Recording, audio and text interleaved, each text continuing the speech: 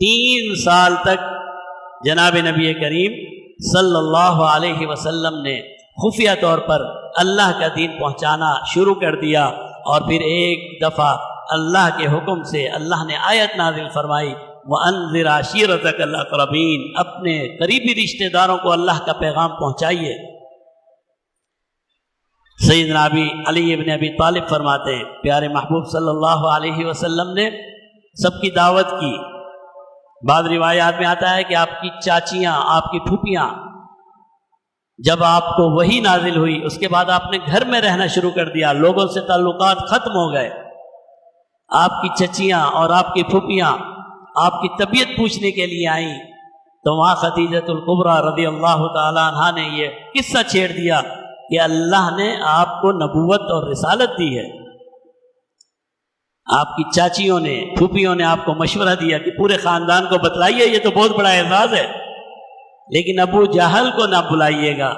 وہ یہ بات تسلیم نہیں کر پائے گا۔ آپ نے دعوت کی،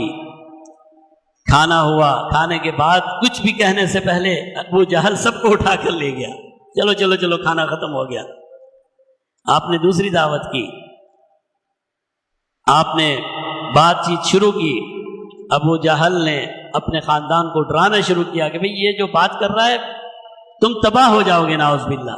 تم تباہ ہو جاؤ گے، کچھ نہیں بچے گا، سارا عرب تمہارا دشمن ہو جائے گا، کس کس سے مقابلہ کرو گے، چھوڑو یہ تو پاگل ہے، نعوذ باللہ اس کی باتوں میں نہیں آنا۔ پھر آپ ایک دن صفا پہاڑی پر چڑھ گئے،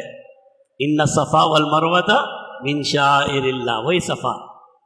جس کا ہم چکر لگاتے ہیں نا، صفا پہاڑی پر آپ چڑھ گئے اور آپ نے قبائل کو، اپنے رشتہ داروں کو پکارنا شروع کیا، اور جب سب جمع ہو گئے تو آپ نے ان کے سامنے سب سے پہلے یہ بیعت رکھی، فرمایا اے میرے رشتہ داروں، اے میرے جاننے والوں، کیا اگر میں تمہیں یہ کہوں کہ ایک لشکر اس پہاڑی کے بعد ہے اور کسی وقت بھی تم پر حملہ کر دے گا تو کیا تم اس بات کو قبول کرو گے؟ تو سب نے کہا کہ قبول نہ کرنے کی تو کوئی وجہ نہیں، آپ تو صادق اور امین ہیں، آپ تو سچے ہیں، کبھی ہم نے آپ کی زبان سے جھوٹ تو سنا ہی نہیں ہے۔ پھر آپ نے اپنے خاندان کے نام لینا شروع کیے، فرمایا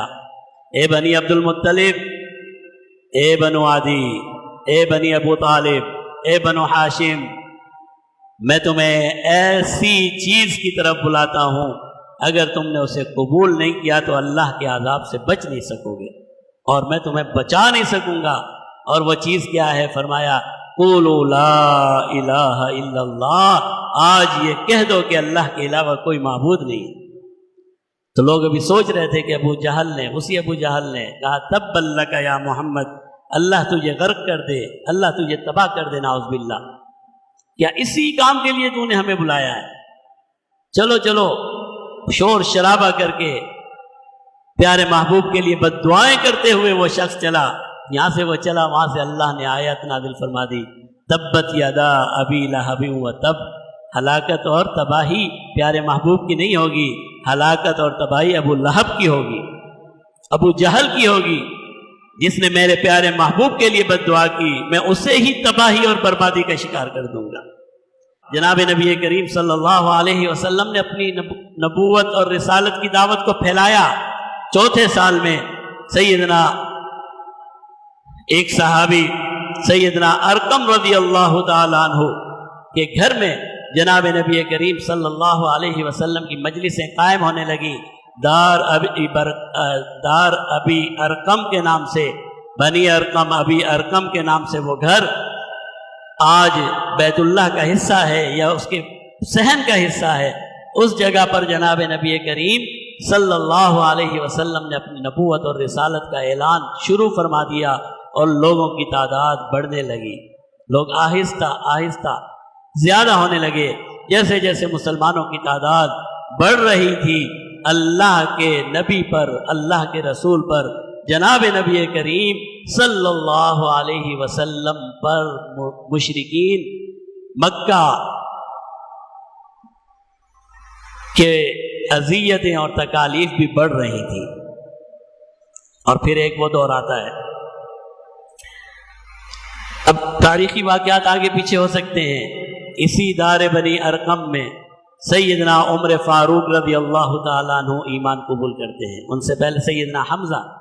رضی اللہ تعالیٰ عنہ، دونوں بہادر اور جری۔ سیدنا عمر فاروق رضی اللہ تعالیٰ عنہ کے بارے میں کہا جاتا ہے یہ 40ویں مسلمان تھے۔ آپ سے پہلے 29 لوگ اسلام قبول کر چکے تھے، 40ویں مسلمان سیدنا عمر فاروق رضی اللہ تعالیٰ عنہ تھے۔ اور پھر اس کے بعد ہجرت حبشہ، پہلی مرتبہ جناب نبی کریم صلی اللہ علیہ وسلم مسلمانوں کو حبشہ کی طرف ہجرت کا حکم ارشاد فرماتے ہیں، اور 12 مسلمانوں کا ایک گروہ حبشہ کی طرف ہجرت کر جاتا ہے۔